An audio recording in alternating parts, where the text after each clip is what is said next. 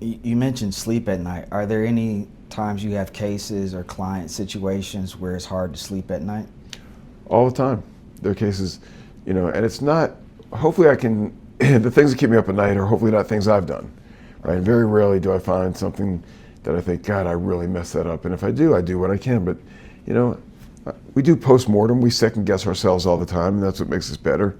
And any lawyer that says they've never made a mistake is lying. We've all made mistakes, but as long as it's a mistake of judgment, and I've learned that over time, if you consider the right path and consider the advice, and if you tell your client why you're advising something, you're much better off than just saying, do that. Don't let them see the kids. Let them see the kids. Give her more money. Don't give her more money. As long as you say, here's why. Here's why I think you should allow him to have extra time with the children, because he will appreciate it and reciprocate, or because it's good for your children, or because if you don't, the judge is going to think that you are really a control freak and is going to make sure that they grant him or her more money, time, whatever. So if you explain your reasoning, I sleep better at night. People make stupid decisions all the time, and I can't get mad at them. What I can get mad at them for is if they make a stupid decision and I've explained it to them and they still make a stupid decision, then I can get upset. But it's their call, right? They're paying me money to give them advice. I wouldn't be able to sleep at night if I didn't tell them their options or didn't tell them why I think this is the path they should take, or why they should not file for divorce today, why they should try to work things out behind the scenes, because we represent a lot of high-profile people.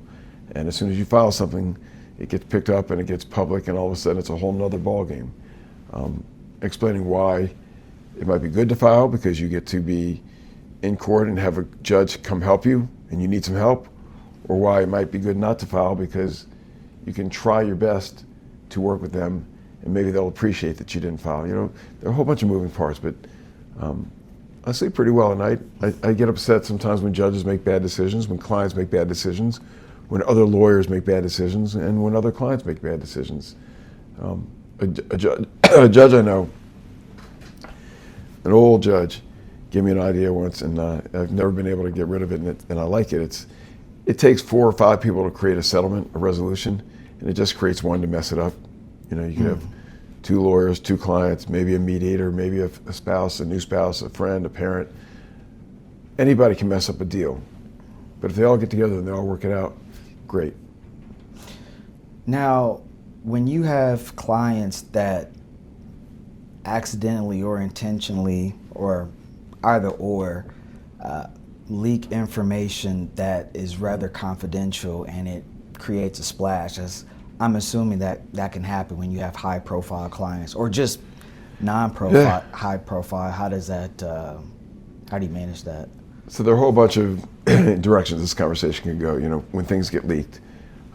First of all, it's their life, and if they want to talk, first of all, what I tell my client, I can't tell other people without their permission.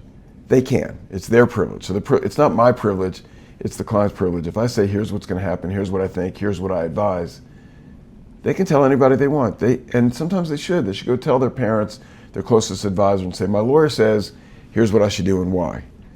They can talk to whoever they want. But when you're talking about, and what I think you're talking about is a high-profile case where somebody wants to let the world know that their spouse cheated or was abusive,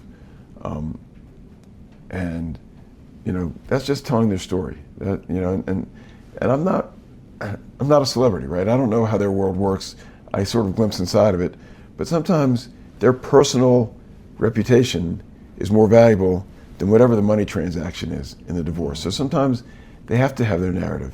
I represented a PR person once who had a saying, which was, if you don't be telling your story, somebody else is going to be explaining it, right? So sometimes that's the question. If the whole world's talking about you and you're a celebrity, maybe it is better just to get out there and say, I want you to hear it from me.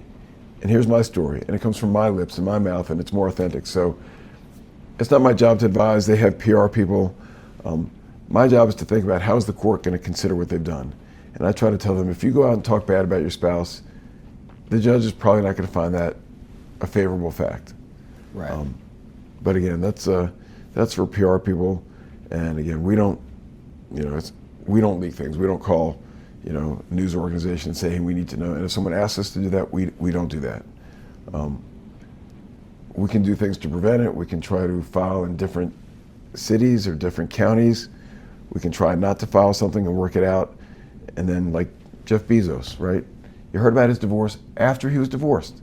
They worked everything out, negotiated it. I'm sure it was not a one-night negotiation. And then when they figured it out and they signed everything, then they told the world we're getting divorced. That's the ideal to me. You know, the people that can figure out how to solve it themselves, then have us put it together, tie it up with a bow, file it, and it's done. And everything is kept private. So.